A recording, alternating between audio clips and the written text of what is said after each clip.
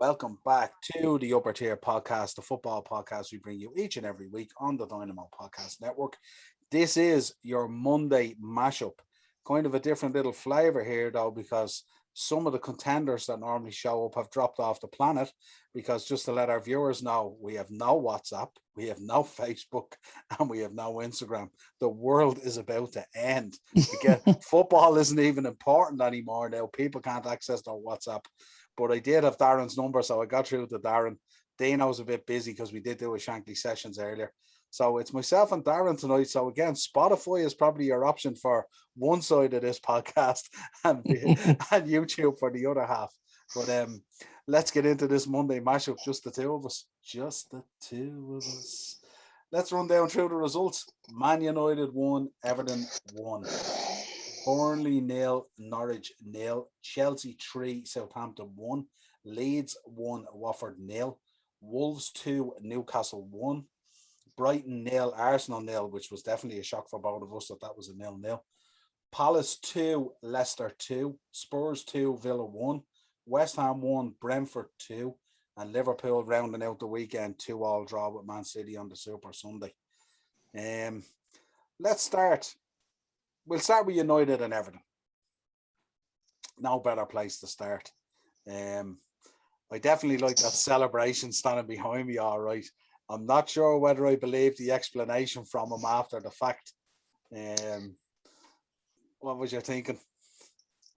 Yeah, well, like when I seen it, obviously, initially it was like, this bloke's taking the piss here.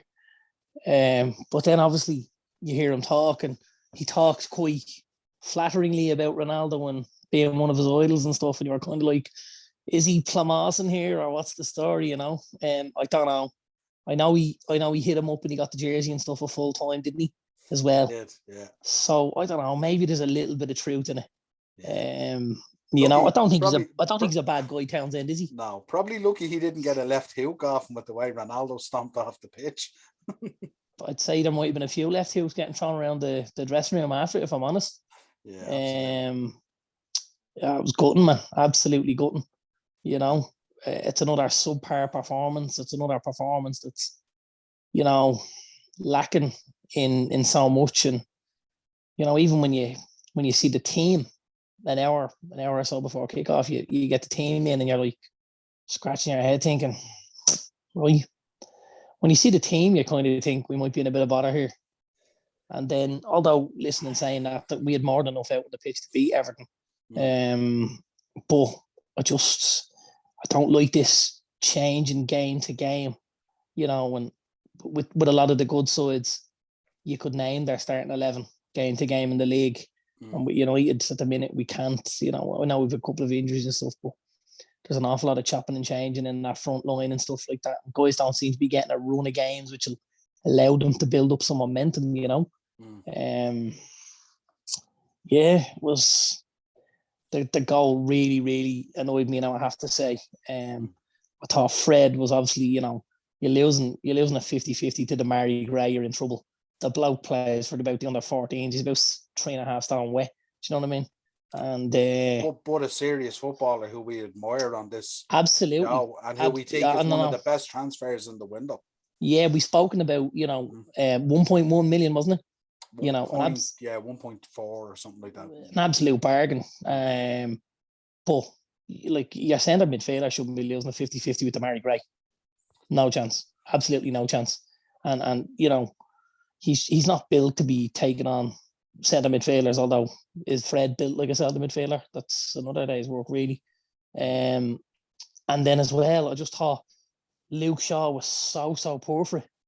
Like the Corey nutmegs him and just leaves him there, and you're just thinking, Shaw wasn't booked. He's 30 yards from goal. Why doesn't someone just upend the bloke, take the yellow card, and let everybody get back behind the ball and reset? Like there was two big chances to stop that attack there, you know. And other than that, like Everton didn't have a serious amount of chances. This was a hit and run sort of thing. United did an awful lot of the pressing, but obviously didn't create enough, you know. But you just think, like, it's so naive that a guy, they break down the pitch like that and nobody is able to stop the attack. Like, you need somebody just willing to pull a jersey or You know, somebody that's just going to trip themselves up and fall over someone, and just stop that kind of flow. And just, we don't have lads in there that are like nasty enough for me. Do you know what I mean? Yeah, it's nearly a cleverness and an awareness, isn't it, really, of what's unfolding in front of you. And, you know, like, you know, we say about our own James Milner, you know, he knows when to take the card. He knows when it's needed and stuff like that, you know. But I just think as well, I look at the way that pattern of play flows and the way, like, the ball comes out to whoever it went out. I'm not sure if it was Townsend at the time or whatever. And you're waiting for your left back to come back into the picture to mark him. And yet the left back's already over nearly the far side of the pitch. And this whole gaping space between the goal and out to the left side is just wide open. And we've seen it a couple of times even with Villarreal, didn't we, at times when they attacked during the week? The goal against Villarreal was, you know, everything for me sat with Rafael Varane there. You know, the ball gets popped into the midfield and he goes to try and nip in and take the ball. He gets nowhere near it, but he's left a gaping hole in the back four. So when the ball does go down the left and Danjuma cuts back in, you know, he has Alcacer has a chance to get across the front of Lindelof, and you're just like, this is just, you know, it's so naive at times, and it just nearly schoolboy. Like, it is schoolboyish, like, you know, and you're just thinking, is somebody in the background there? Is somebody saying this is what we need to do, lads, or this is, you know, commit fouls, or do, like, there has to be somebody able to say. I was kind of thinking about this on the way home tonight, and I was driving home and the weather was obviously a little bit shitty, but I was just thinking to myself, there's a lot of those players at United that through one thing or another in their game, they're not exactly where they could be, but they're not massive things. Do you know what I mean? Like, if you single out 4 or 5 or 6 players in that United team, you could make them individually better by getting them to work on very small things.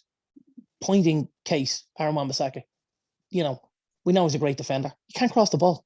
Why isn't he crossing 50, 60, 70, 100 balls a day until he bends it like Beckham? Do you know what I mean? Like, there's got to be able to work on this.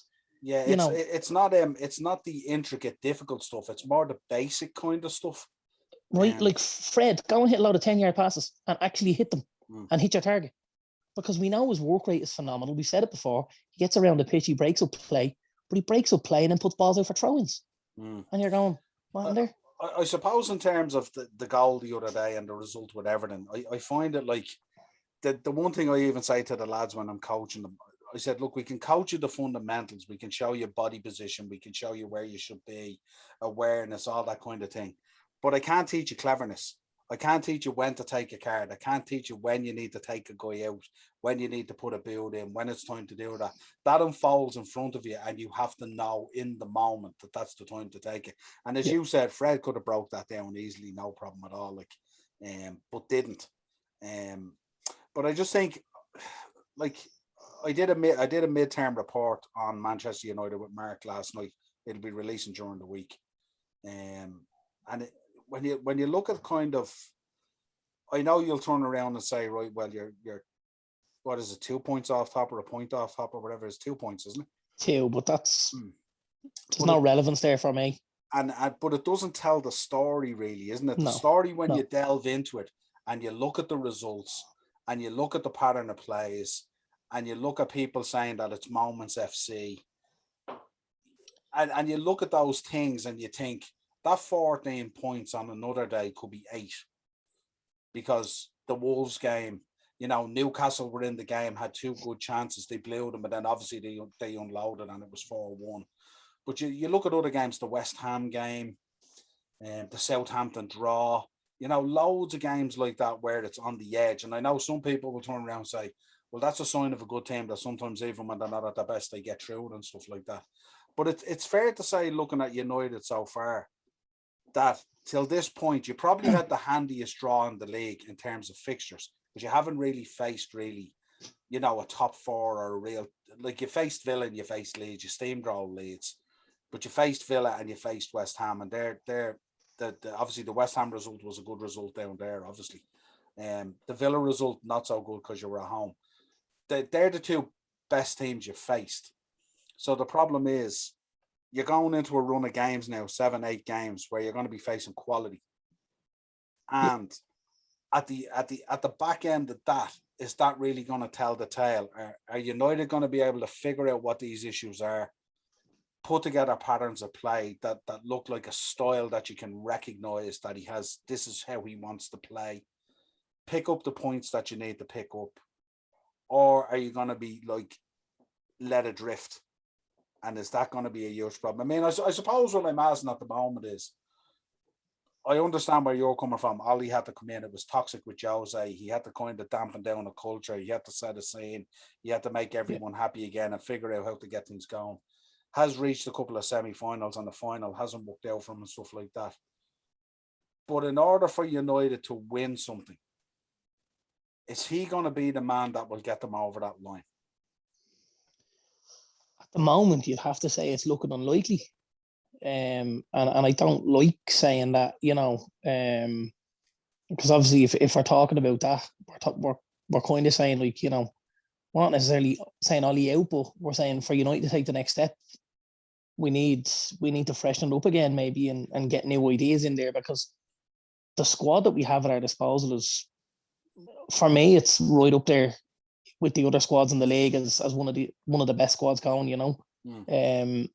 But like you said, the patterns of play and the moments thing, you know, we're not going out and steamroll teams. We're giving teams weight. Like, we're coughing. We haven't had a clean sheet, I think someone said, since February or something. Last nine games at home you've conceded. You know, and you're like, we played a lot of bog standard football teams who have no right to come and necessarily. We're in Old Trafford, and yeah, we've always conceded goals at Old Trafford because we were always able to score goals. And it was a little bit like, you score one or two, we'll score three or four. And it's been like that at United for a number of years. But, you know, Ferguson always talked about goals and win your games, clean sheets and win your league titles.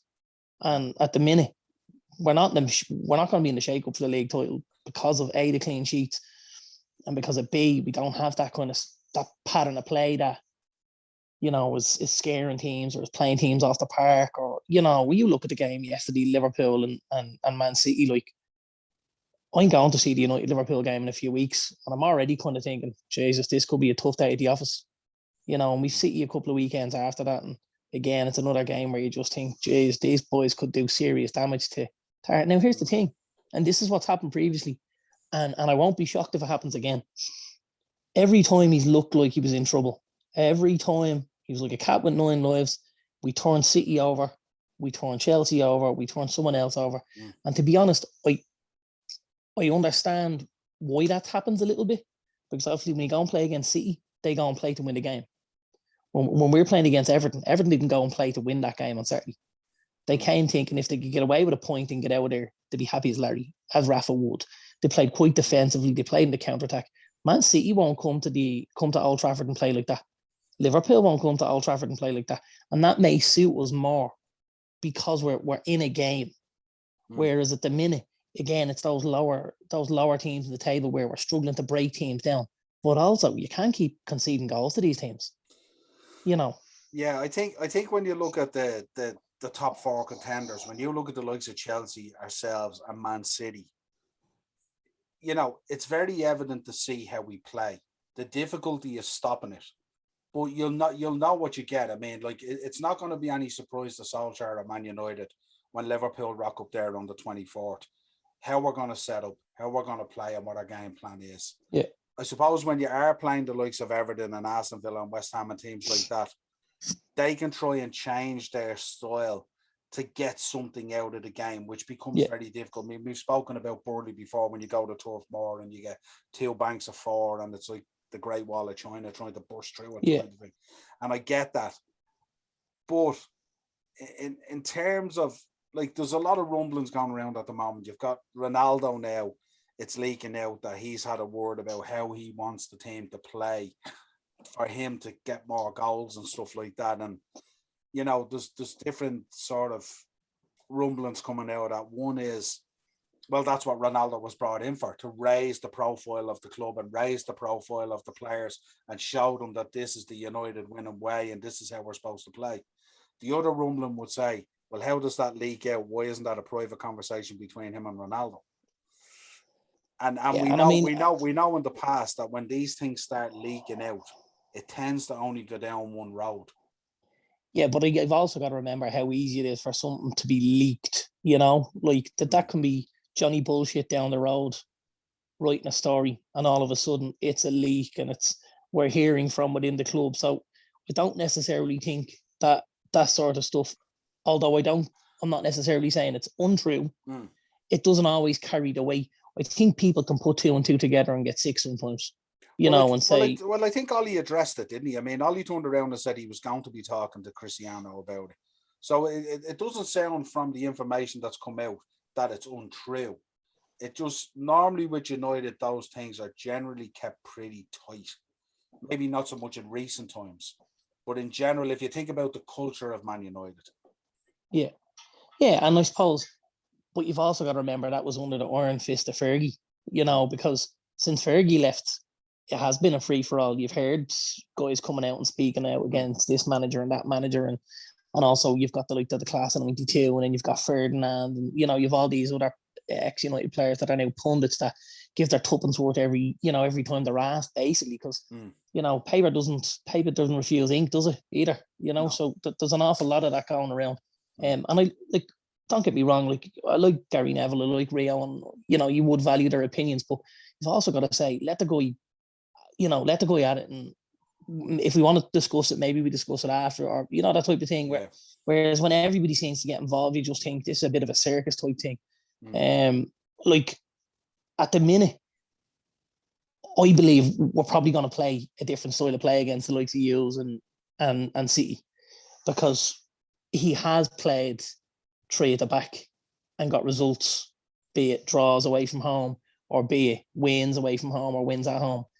When we come up against like City and Liverpool, I wouldn't be surprised to see him go to a back three, and use Sean Wan-Bissaka as wing backs, try and pack the midfield and play Cavani and Ronaldo up front. Because I think it's it's plausible. I think we spoke about it a few weeks ago, and the lads obviously talk about Brentford going to play Liverpool and playing two players up front gave them a little more trouble than the natural one and the two out wide and stuff like that. So again, there's options to what you can do, but my fear is he just goes and does what he does every game, and then we don't, you know what I mean?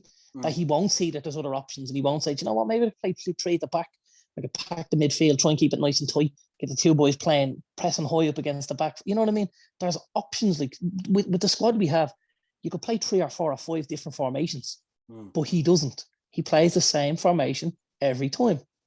And okay, we're not a small team that we maybe want to go week to week changing tactics, but you've got to have option B, option C. We talk about tactical geniuses and, coaches with some tactical nous. He does show himself up a little bit to being a little bit naive like that, and maybe not covering himself in glory from that point of view, because, he doesn't seem to tactically know, or well, maybe he knows, but maybe the message isn't getting across. Yeah, maybe that's the issue. I think when you look at McTominay and Fred, he's clear that he stands by his judgment to a fault and to a mistake. He's slow to accept when he's gotten something wrong or when he's got a formation wrong. He tends to blaze over it. But then the frustration, I suppose, in the fan base is that he comes back next week and it's more of the same. Yeah, and that's typically what's happened. Yeah, and it's like as if he's waiting for that McTominay-Fred combination or whatever it is to suddenly click and look amazing and be world-class, and then he's going to go, I told you so. But I don't see it happening. No, and I mean, you could say that about any position on the pitch, and you know what I mean?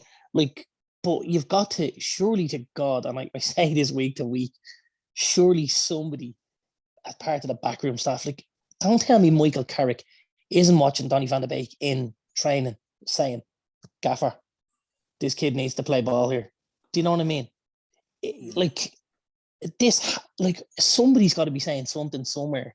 If it's Kieran McKenna, if it's Fletcher, if it's Carrick, can they all be missing, this very, very obvious, or are we all the ones that are, living on cloud cuckoo land? Now, we seen him playing the EFL in the Carabao last week against West Ham. The kid looked like he was ready to start going at teams. And again, he hasn't seen the light of day since. And you just think, Jesus, man, Fred coughs up, okay, maybe doesn't cough up the goal the weekend, but he plays a big part in it. And maybe if it's Donny, maybe he puts him into Rosette and takes the yellow card and goes, there are lads, I broke that attack up. Do you know what I mean? But if you don't give the guy a chance, it's certainly not going to happen. I think he needs a run of games. I think there's a couple of lads needs a run of games. I'd be an advocate to see Jesse Lingard get a run of games and Jadon Sancho. Well, I suppose, as you said, it's very hard to develop a system or a pattern of play if you're constantly changing. Yeah. And we've seen it at Spurs, how often they change their back line and stuff like that, and it comes back to bite them and stuff like that. Yeah. And I know a lot of people will say, yeah, well, you have to use a squad and stuff like that, but it's the timing of it. You know what I mean? It's like you're throwing crap at the wall and you're trying to get it to stick.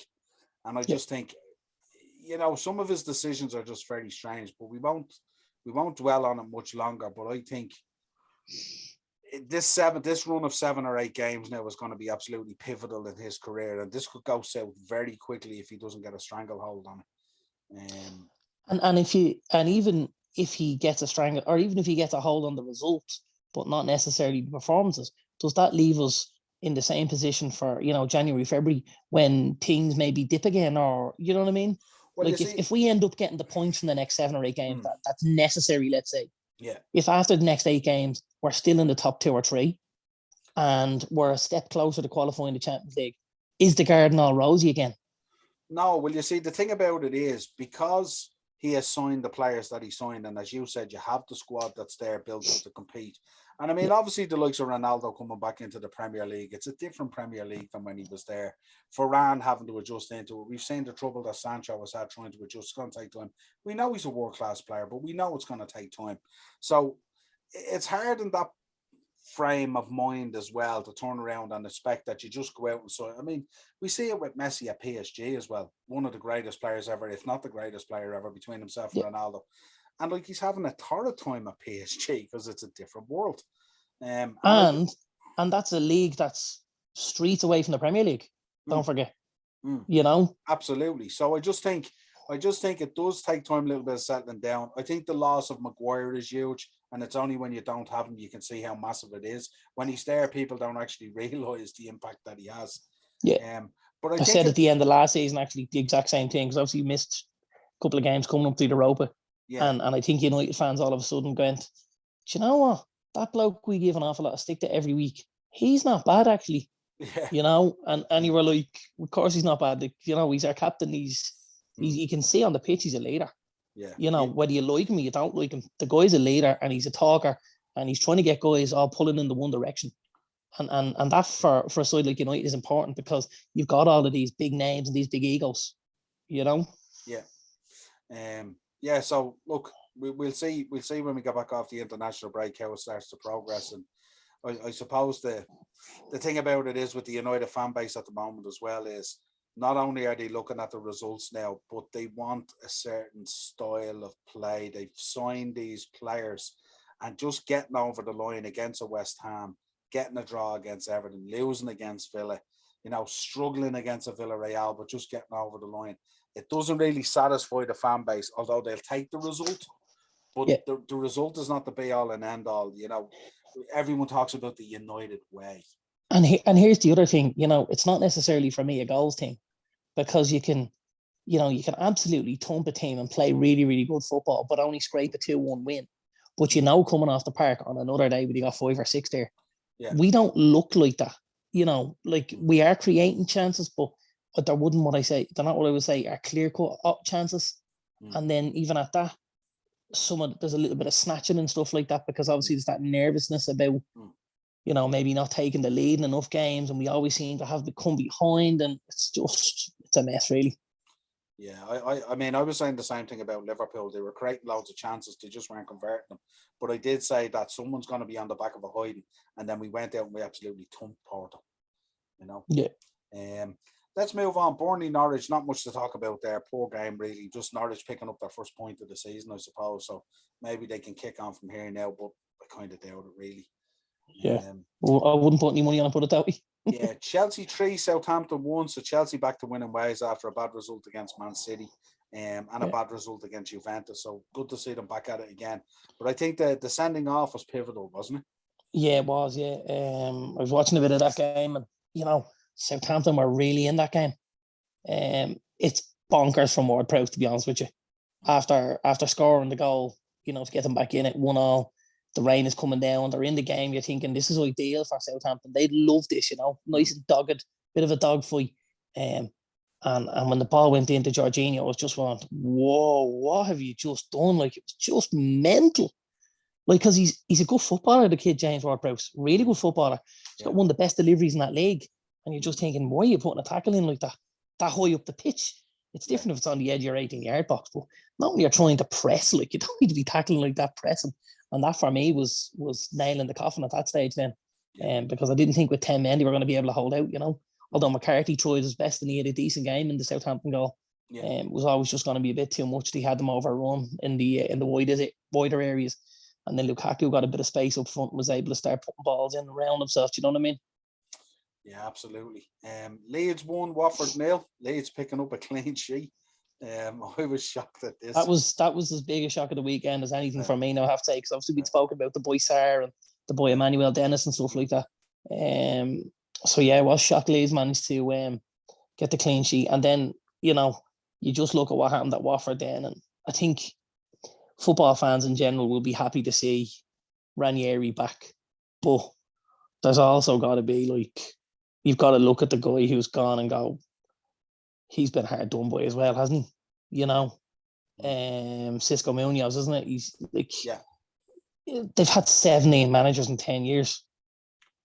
Why would anyone take a job there? That's just, do you know what I mean? Okay, you're gonna get a payoff, but do you need money that badly? Like, because that's the culture at their club, and that's like, for me, it's kind of mercenary, like. Yeah. You're going in there for a payday, but you're leaving in 6 or 8 months, but we'll pay you up for 2 years. It's strange.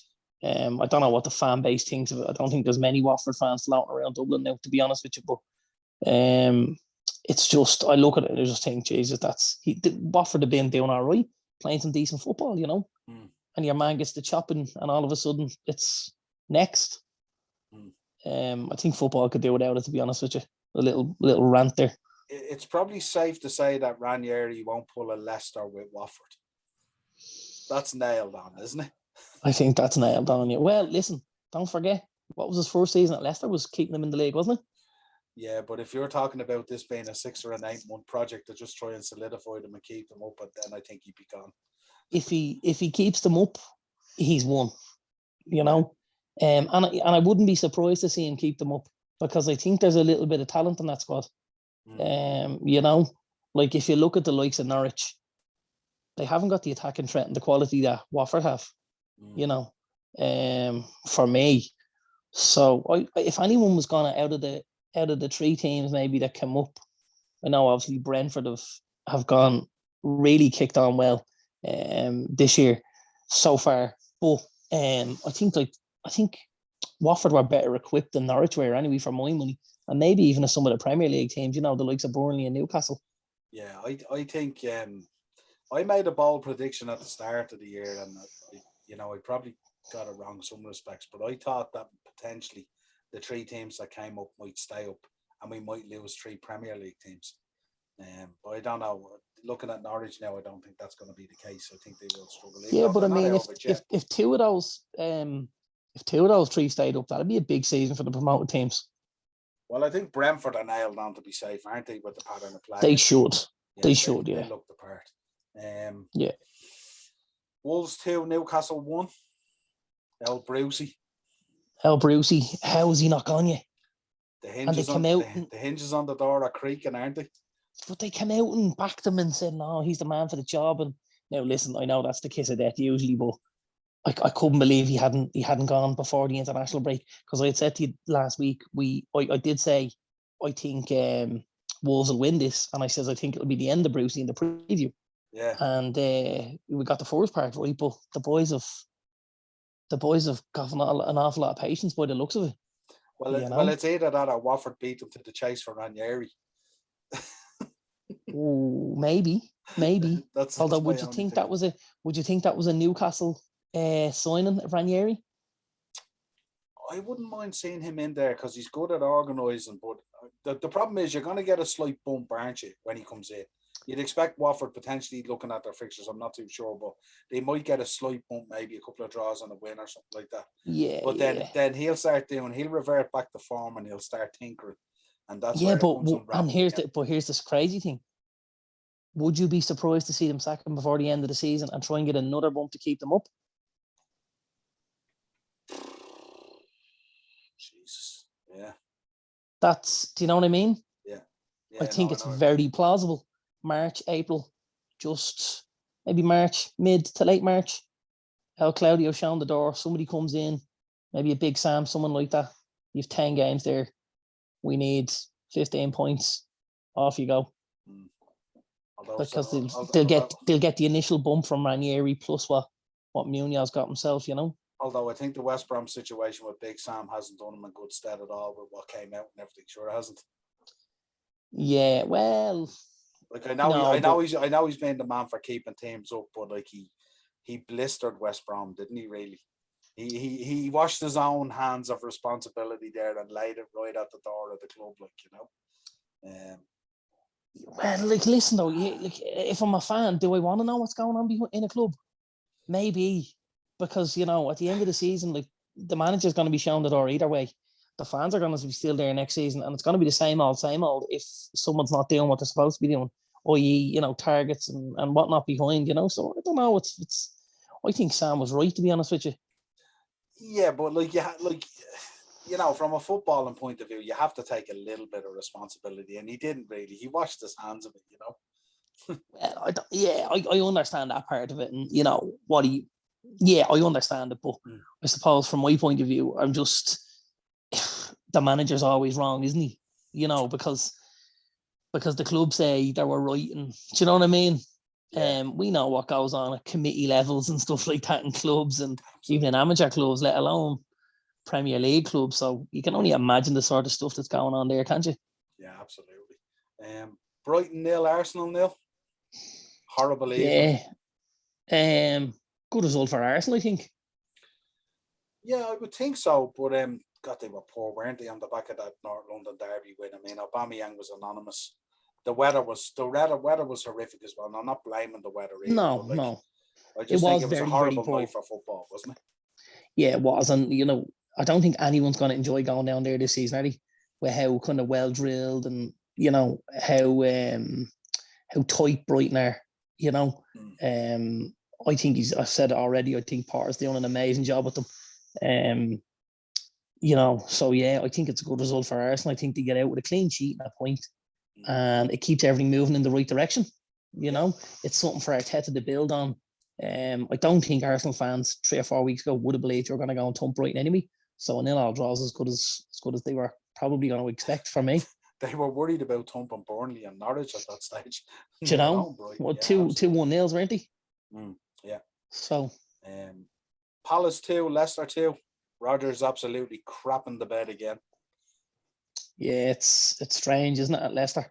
And he's someone we talked about. Obviously, I've certainly mentioned him when we've spoken about United and what might happen there, and I'd love to see him at United, but he's not doing himself any favours at the minute, obviously. Now listen, I think he's still, and I actually heard him, we spoke about it last week in the preview, and he came out and basically said exactly what we had said in the preview, which was he doesn't know his best 11.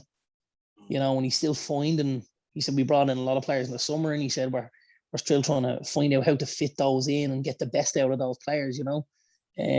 It's a nice job to have, but it doesn't make it any easier when you're trying to pick a team, and you know. But listen, they should have been home and dry by half time. They had enough chances. You know what the fix is to it? You're down in 13th at the moment. You've probably had the worst start ever in the league for a Leicester team. Go back and play your original 11 and bench the guys that you brought in for the moment and get some points on the board. That's what you go and you do. Yeah. I see. I don't think he has everything at his disposal at the minute, though, does he? Because there's a lot of injuries, especially in that back line. Yeah. You know, the kid Fofana, he's an absolute baller. Like, massive loss. You know, any team loses him, you're like, whoa. And he's also had to play without Johnny Evans. So he's been in with Soyuncu and Vestergaard. Now Vestergaard was a last minute sort of we need to get a body in here because the boys are dropping like flies. But also a very good player. He is a good player, but I think he'd be the worst of the four there. You know, I wouldn't have him ahead of Soyuncu, Evans, or Fofana.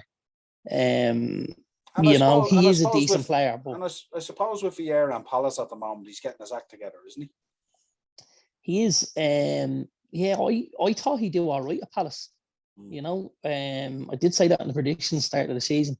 When he's all tipped him to go down, I said I think Vieira will do all right. I couldn't imagine being a complete failure there, because I think he brings an awful lot to a job like Palace. You know, if you think of some of them players, they've got to be saying, "We're playing for Patrick Vieira." Do you know what I mean? Like, what a footballer! Like, in Premier League times, he's right up there with the absolute best what we've seen from a midfield point of view. You know, and I think he's got a nice crop of young players there at Palace. There's a lot of quality. You've got the boy Conor Gallagher. You've Zaha, who you know is a top player. Plenty at a smaller club. The boy Edwards hit the ground running since he came in from Celtic. The boy Michael Elise, he came from Reading, but he's flying as well. They're still missing Eberechi Eze from last year, who was one of their best performers last year as well. So when he gets everyone fit and healthy and on the pitch, I think Palace will be all right. You're probably looking at the top half of the bottom for them, aren't you? Those kind of 11th to 14th. Yeah, which somewhere around that. Somewhere in there, after losing Roy Hodgson, who was, you know, Hodgson, for all his failings as a, you know, from an excitement point of view, he knew how to get results and how to pick up points in that league, and his experience was vital for keeping Palace there. I think if they could solidify this year and add a couple in the summer, Vieira's in a good shape, you know. Yeah, absolutely. Spurs 2, Villa 1. Dean Smith with more work to do, kind of stop-start. Nuno back to winning ways. It's all good at White Hart Lane again. They don't need to sack him. The world is all bright again. It's a great win for Spurs, I have to say. Didn't fancy them at all. Son was unbelievable. Really, really unbelievable, because Kane was still dragging his heels and huffing and gruffing, you know. Son was really, really good for me, I have to say. And they looked a little bit better in midfield, Spurs. I like the lad Hallberg, you know, he's a good footballer. But he really stepped up the weekend, not only with the goal, but with his performance there to kind of screen that back four for them. It's a strange one when I looked at it. I mean, it was his goal and an OG that decided. Yeah. So it still leads you to believe there's a lot of work to do there. And I think Villa as well, looking at the stats of the game as well, Villa were poor, weren't they? They seem to get to a certain point in the pitch. You know, they got 2/3 of the way up the pitch and stuff started to break down. Ran out of ideas. Yeah, absolutely. I don't necessarily think the two up front suits them very, very well. Because they're not getting the sort of width and they're not getting the ball into the box the way they did last season, because they obviously played with one up front and with two lads tucking in from the sides. Now, don't forget, they've lost Jack Grealish. It's going to leave a hole in any team. But they still got some good players there. John McGinn was excellent. Absolutely excellent. He is week on week, to be honest with you. Yeah. I think he's a top footballer. I'd be shocked if he doesn't end up somewhere. If not next summer, the year after. You know, at a maybe even one of the top 6 teams. Could you see him there? Possibly. Yeah. You know. Well, I suppose our expectation would be with the players that Villa have brought in, we would expect them to potentially be a top 6 team. Yeah, it's not easy, obviously, but because of the budgets they're going up against, you know, is it easy to say, or is it right to say that Villa should be up there in the top 6 when they're fighting with the likes of City, Chelsea, and United from a budgetary point of view? Do you know what I mean? Well, I suppose if you separate them as top 4, and then you say there's 2 more spaces, so those 2 more spaces are going to be West Ham, Leicester, Villa, Spurs, Arsenal. Tottenham, Spurs and Arsenal. That's really it, isn't it? Now, I know Brentford is hovering, but I mean, you know, that would be the miracle season, really, wouldn't it? Absolutely. Yeah, it would. But yeah, no, it's trying to get up there and get into those top 6. Because you do need a little bit of luck as well. Although I do like Dean Smith, I have to say, and I think Villa have a great squad. I just think it's probably a little bit out of their reach at the minute, you know. But I wouldn't say it's not something you can do going forward. You know what I mean? Another couple of additions here and there. Yeah. West Ham 1, Brentford 2. We can't talk enough about Thomas Frank and Brentford, can we? I mean, it's just Brilliant, isn't it? they never give up. Sure, they don't. They just never No. give up for the man. It's amazing to see it. Like, And that's for me, that's the absolute infuriating thing about United. Like, what would Thomas Frank do with a squad of players that like United have? That'd be scary for my money, because he's a coach. He's a technical coach, and he's working. You can see he's tactical and fundamental, and everything is meticulous with him. Yeah, it's like we just said earlier about Wan-Bissaka, isn't it? He'd have him doing 50, 60 crosses a day, wouldn't he? He's meticulous. Do you know what I mean? He's a driller, like, isn't he? You pick 5 or 6, you pick everyone in the squad. Here's things you need to do. Marcus Rashford, stop going by the same bloke 4 times. Be more direct. Get into the box. You know what I mean? Fred, learn how to hit 5 and 10-yard passes. Luke Shaw, stop. Okay, we know you can cross the ball. Don't keep getting caught out the back. You know what I mean? You're a left back as well. Wan-Bissaka, learn to cross it. David De Gea, use the ball better with your feet. But like, every one of those lads in that team could do something better, which would add 5 or 10%, to the team. And all of a sudden, which is the difference? Like, how someone hasn't just told Paul Pogba, when you get fouled and you don't get the free, get back up and win the ball back. Stop throwing a bleeding hissy fit in the ground. Yeah, I look at Brentford at the moment, and they're an absolute joy to watch, because I'm looking at them, and every single player on the pitch knows their job. Yeah. And I think that's the sign of an absolute world-class coach, when every player knows their job. The recruitment, which has been excellent, by the way, and they have a particular way of doing it, I think they're quite analytical, aren't they, about how they buy players in and stuff like that. But, they haven't spent millions. It's like that kind of a money ball. I need assists, I need goals, I need clean sheets. I'm going to piece together the puzzles. And the coach he's working wonders. He really, really is. I think, again, he's another man probably destined for a big job over the next few years if he keeps up. Yeah, absolutely. And fair play to him, and long may it continue. I like when those teams do well. I like when they've put in the hard work, the coaching's put in the hard work, and you can see it on the pitch, the drive, determination, the 100% to win every ball, shy away from nothing, walk through a wall and die for each other on the pitch. And I love to see that. And long may it continue. Yeah. Let's round out the weekend. Liverpool 2, Man City 2. Safe to say a game of two halves.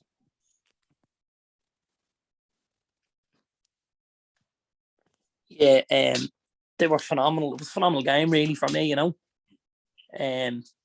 obviously, maybe didn't enjoy it as much watching it as a United fan, because you're watching two of the best teams in the league, and you're kind of thinking, Jesus, is this where we want to be? And absolutely it is, but at the minute, we can't live with City or Liverpool. Not in a squad sense of point, but from a footballing point, they're miles ahead of us at the minute. It's a coaching, isn't it? It's a coaching thing, isn't it? That's what it boils down to. I'll keep coming back to it, I'll keep coming back to it. Nothing.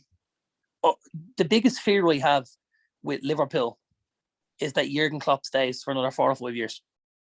It's not necessarily that they keep hold of players, because I firmly believe if Mane left, if Salah left, he'd replace them.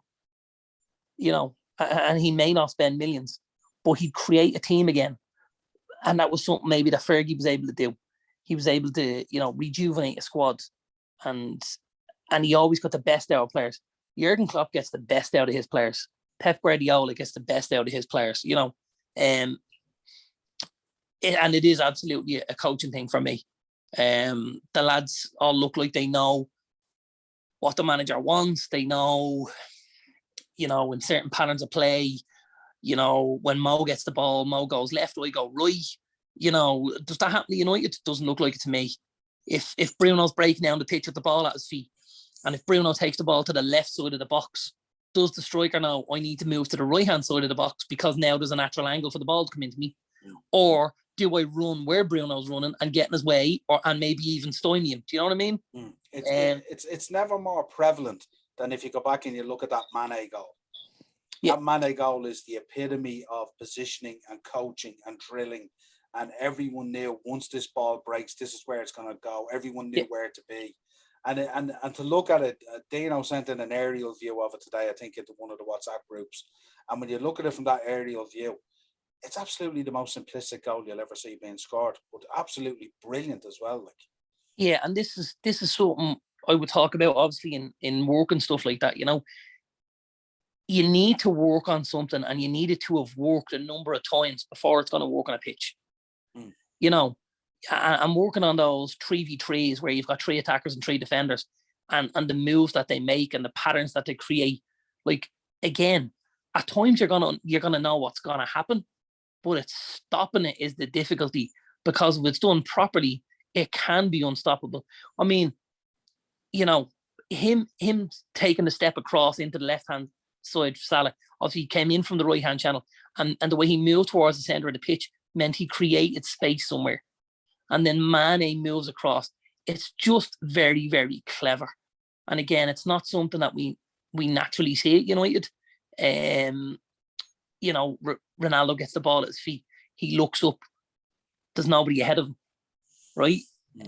There's, you may be waiting on Greenwood to make some sort of a move where he's going to tuck in from that right hand side, or if it's Martial to come in from the left hand side, but it doesn't happen. They seem to be hanging out waiting on the ball to come to feet and for guys to go and start beating players again. But they've got into a position where the right ball is going to put them in position. Don't stay out and don't hang out of it. Like, you're only going to score goals from inside the width of those posts. Get inside the width of the posts more often. And that's what it seems to me like the Liverpool team do very, very well. There's always someone inside the width of the post of them, be it, if it's not Mane, it's Jota. If it's not Jota, it's Salah. If it's not Salah, it's Firmino. Someone's always in there inside the width of the post. And I think that's the thing that City are missing. Because for all our play and build up, City again look like their shortest striker. They get the balls in areas. Foden picks up the ball on the left-hand side, looks up, whips a ball in. Hold on, we don't have a striker. He's also trying to accommodate a star signing as well, isn't he? You think Grealish yesterday playing up the middle, but didn't have a huge influence on the game at all. Foden was outstanding yesterday, obviously. Foden was very Grealish good. up the middle is not an answer, is it? I mean, he's a winger, isn't he? He's either going to be a 10 or he's going to play wide left like that, which is his favourite position for me. I think you're going to get the best out of Jack Grealish when you don't necessarily play him in this position, when there's a little bit of fluidity of movement. But I think the same with Foden. I think Foden needs to be able to go and move around and play off that. But I mean, you can play Foden and Grealish behind or flanking a striker, and then you've still got Kevin De Bruyne in behind, and Rodri and Bernardo Silva, who had a super game for City in there. The big ringer for me is obviously Gabriel Jesus. He's a head scratcher for me. Really, really is. I think from a work rate point of view, we can see what he brings to the team. But from a quality point of view, I mean, like, you're talking about Bernardo Silva, Kevin De Bruyne, Phil Foden, Jack Grealish. This guy shouldn't be sharing a dressing room with them lads. And that might sound harsh, but he's not what City need going through the middle of the pitch. Not at all. And for all his work, his quality he's very short on quality for my money. Yeah, I think more often than not he'll come up shy for you, won't he, than actually deliver. And I think that's the real problem in terms of consistency. Yeah, he's not he's never going to get you 30 goals a season, is he? And if you can't score 30 goals a season in that Man City team, I think me and you give scoring 30 goals a season a shot with the service you get from those boys. Anything less than 25 is a failure nearly, isn't it? Absolutely. Yeah, it is, and he doesn't fill me with confidence. Now listen, I think he does bring something to the side, but it's not necessarily what you're looking for from your striker. And I know people are saying he plays from the right now. He's doing that false nine. I think they look a much better team when the boy Torres plays as the false nine. Yeah. I think he looks much better because he looks genuinely dangerous when he gets the ball at his feet. He moves well with the ball. He glides over the ground. His peripheral vision's very good. He's putting balls here and there, and he's probably a better finisher as well for my money. And has that bit of cleverness about him as well, doesn't he? Yeah. Jesus looks like it doesn't come to him naturally. He's having to overthink it a lot. Whereas Ferran Torres, he kind of sees things at times. seems to be an awful lot of those Brazilians like that recently. You know, because for years, like everybody wanted Brazilians in their teams because they were, you know, they were clever and they had beautiful technique and they could score these wonderful goals and do this and that. And now we seem to have gotten this like well, I think generation of bog standard Brazilians. Like, do you know what it is? It's not even that. I think on the European side of things, I think it works well for you because you get the space and the time. You know, if you're playing in Spain or you're playing in France or you're playing in Germany or places like that, you get that bit more time. I think when you come to the Premier League, you don't get that time. You're just upended. And you can see it with Jesus as well. He wants more time to do what he wants to do, and he just gets smothered. And I think that's his problem. I do. Just on the Man City thing, gotta say, I'm a massive fan of the boy João Cancelo. Yeah, absolutely. He's just absolute quality, you know. Really, really good. Listen, I'm not saying he doesn't make mistakes, but I just think as a footballer, you want him in your team. He's oozing with quality. He dribbles with the ball well. He passes it well. He's got a good eye for goal for a defender. His distribution is good. His delivery is good. I just think all over the park I think his vision of what's in front of him and what's unfolding is outstanding. I think he sees it, you know, that kind of way. And I think I don't even know if that's something you can train. That's something that you just have because just going to say that's what we talked about earlier, isn't it? You know, that's something you can't coach at times. You've either got that or you don't. And he's a really, really good footballer. He was a great addition. And to think they were able to get him in a swap deal for Danilo was, you know, that's another serious bit of business, isn't it? Yeah, absolutely. Let's move on to some hot topics. Gary Neville came out. He said Man City would walk the Premier League if they had got Harry Kane. I think he's probably preaching to the converted, really, isn't he? Because you can imagine how many goals Harry Kane would get. He is with me anyway. Yeah, absolutely. I think right. I think with the addition of a Kane or a leading number 9, I think they'd be battering teams. I really think they'd be killing teams. You know. So yeah, for me, I'll have to go with Gary on this one. Yeah, I think he's created a career there with stating the obvious at times, though, hasn't he? Let's talk about quickly. Bernard Tapie passed away at the age of 78. He was the former president of Olympic Marseille, so we just said we put that out there. I want to give you your props here tonight about West Ham. You told me and you called it that West Ham, and twice they've done it now, have struggled after their Thursday endeavours in football. Yeah. And it's been a great show from you, because you've called it both times as well. And both times it's worked out. So I said I'd give you your props tonight because you've called that one twice. So it's really thank you. Tuchel came out, just one on Saul Niguez. He says Saul's time will come. He's kind of protecting the player at the moment who's had probably a difficult start to his career at Chelsea, who came in with a big reputation, expected to be an absolute baller. We were huge fans of this lad coming in. I certainly wanted him at Liverpool, but he went to Chelsea. What you thinking on that? I mean, we know Tuchel's very good at man management. Yeah, he is very good. He is a great man manager, you know. But this is a classic case for me of foreigner coming into the Premier League and not being able to play at that kind of pace, you know. We know Spain is probably slightly more tactical than England, but it's certainly the pace wise and physicality of it. And a lot of players come to that league, haven't been big stars elsewhere, and do nothing. And vice versa, guys come in that hadn't got big reputations anywhere and look like ballers because they've got that work rate, they've got that physicality and stuff like that. He put him in, he played 45 minutes, didn't he, in the first game, and took him off at half time. Yeah. He was a fish out of water. He could see he wasn't ready for it. And he's taken him out. And he's probably going to give him, 3 to 4 weeks. I think the international break will probably help him. Because I don't think he's in the Spanish squad, if I'm right. And they'll keep building him up and they'll keep getting him ready. They'll have him on some sort of a strength and conditioning training that they're looking to maybe add a couple of kilos maybe and get him a little bit bulkier so that he can look after himself in there. Because I don't think the quality of the boy is in question, but I think physically and even mentally, you've got to be a little bit sharper in there than you maybe do in Spain, where you get an extra touch, But I think would I take him at United in a heartbeat? So I think given time, we'll probably see him flourish.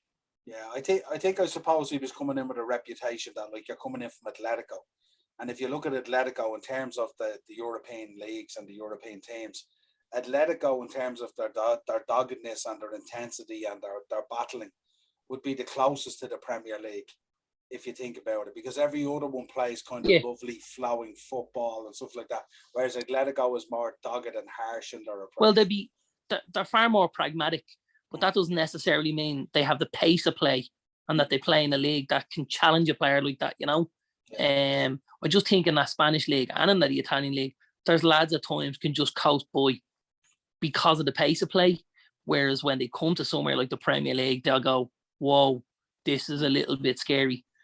These guys are going around here 100 miles an hour for 90 minutes and they're absolutely rattling each other. And it's just something that a lot of the guys from those leagues aren't maybe used to, and it takes a bit of getting used to. Yeah, I used to have 5 seconds and now I only have 2. Yeah. Big change. Well, listen, pleasure having you on. Not the full panel as always. We're blaming it on WhatsApp. We're putting it down to WhatsApp, Instagram, and Facebook. Zuckerberg, it's your fault tonight that we didn't have a panel. But that's and if Graham Souness is watching, he'll probably tell you it was all Pogba's fault. But listen, that's another night at the office. Absolutely. Well, listen, a pleasure having you on. As always, this is your Monday mashup on the Monday night on the Upper Tier Podcast. Head over to YouTube, Dynamo Podcast Network. Drop a like, share, subscribe, whatever you need to do there to keep us growing. Drop your comments into the episode. Let us know what you think. I know I'll probably get a lot of grief on my background, but I just couldn't resist.